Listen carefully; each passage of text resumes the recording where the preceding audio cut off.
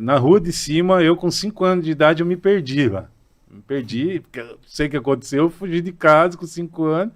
E daí o meu amigo Benedito Batista Machado, que é o DJ BND, a mãe dele, o pessoal me achou ali e levou embora. Eu queria fugir, mas não fugi, voltei para casa. E quando eu tinha quase 7 anos de idade, eu realmente fugi de casa.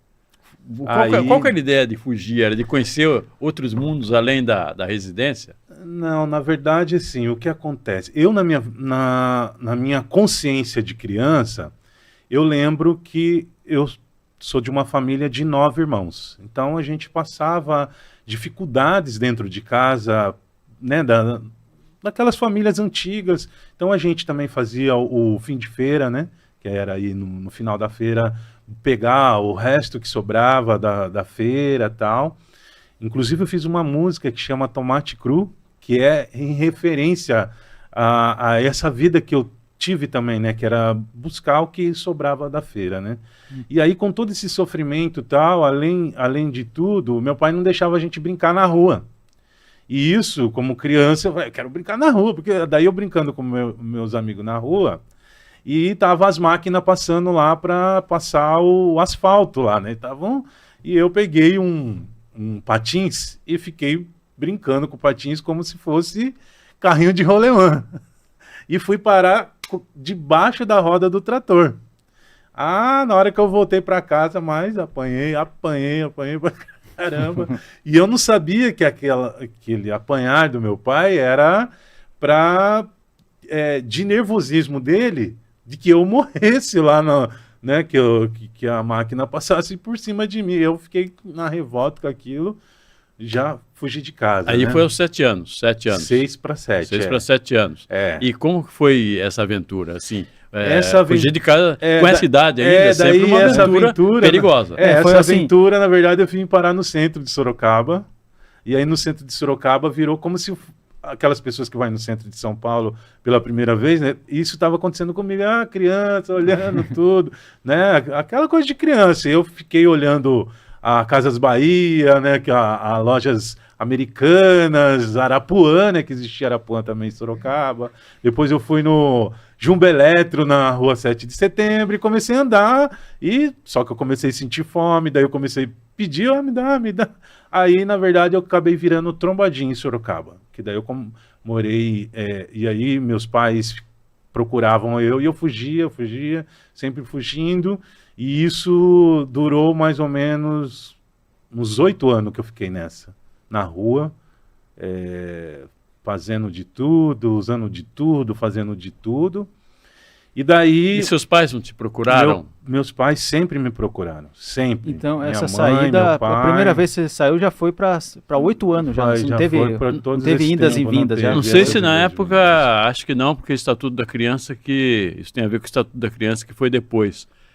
Conselho tutelar não tinha na época, eu acredito que não. Não, tinha juizado de menores, né? Que inclusive lá no Mangal tinha o juizado de menores lá.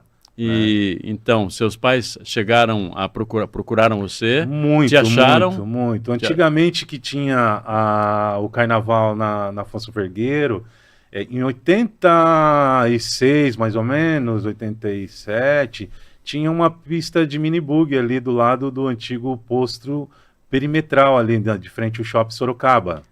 Não sei se você lembra. Que década que era essa? Década de 80. Era uma pista de kart. Eu trabalhei nessa pista. Eu lembro que quando eu era criança eu passava lá em frente essa pista de kart. Eu trabalhei nessa pista na época.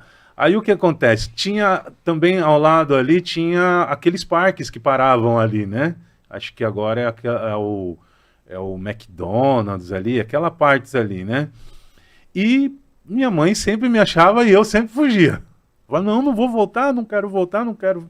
uma coisa de criança, não quero, e ficou por isso mesmo. A minha mãe tentou me levar, mas eu no meio da multidão sumi. Mas seus pais vinham procurar você por conta própria ou chamaram a polícia? Por conta própria, chamavam polícia, faziam de tudo. E você sempre conseguia sair, escapar.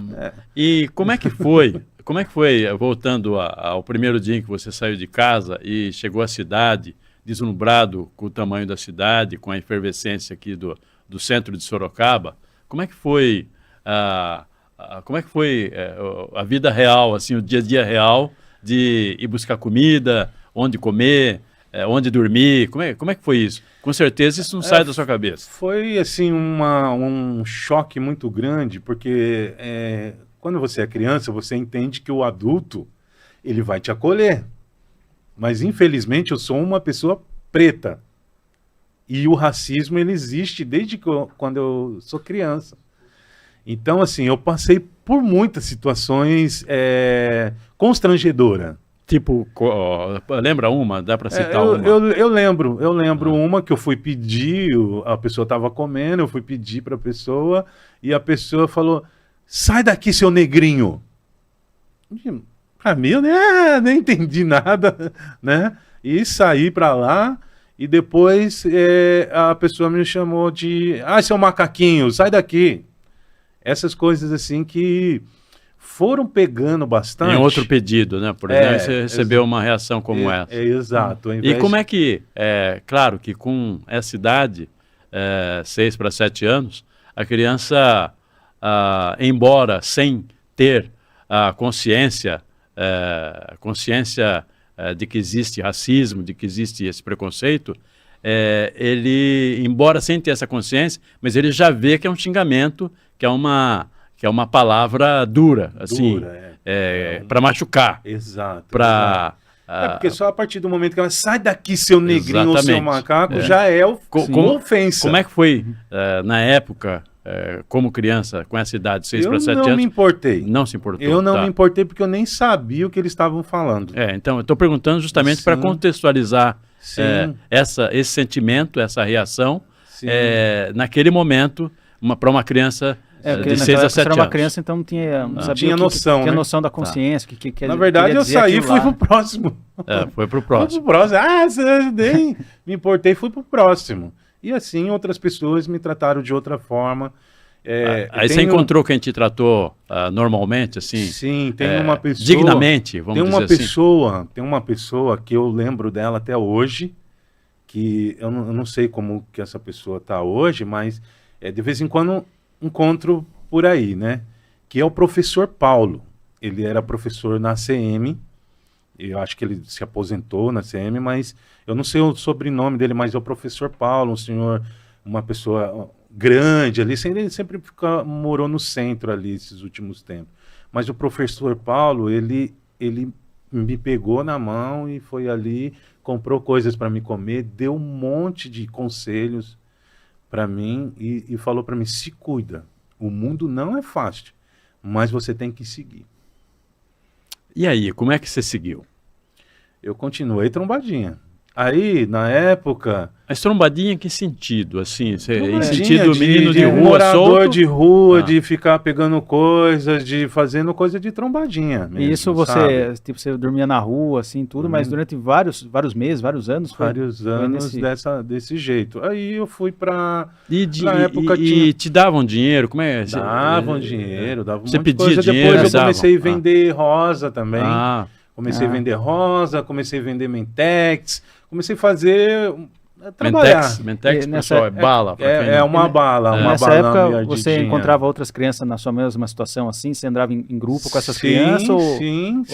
Foi? Sim, eu comecei a me enturmar com essas crianças que também estavam na situação. Com meninos negros e não negros também, que na rua todo mundo sofre junto. Que também viviam na rua. Viviam na rua. E aí, para dormir... Nós tínhamos família, todos nós tínhamos família, mas todos nós estávamos fugidos de casa. Por N motivos, como o seu, por exemplo. Exato. E andar junto assim, grupo era uma forma de proteção também. De a gente não apanhar dos maiores, né? Sim. Então a gente andando em bando, é mais fácil para a gente se defender, né? Então...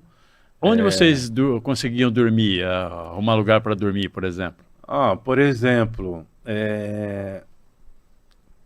exemplo, tem aquela entrada ali do Sorocaba Clube, que é tipo uma área, né? Então, pulava ali, ficava ali, dormia ali no cantinho. Antigamente, as casas não eram uma prisão, né? Elas eram todas abertas, então você tinha muita área pro lado de fora. Então essas áreas Eu entrava ali, ficava quietinho ali.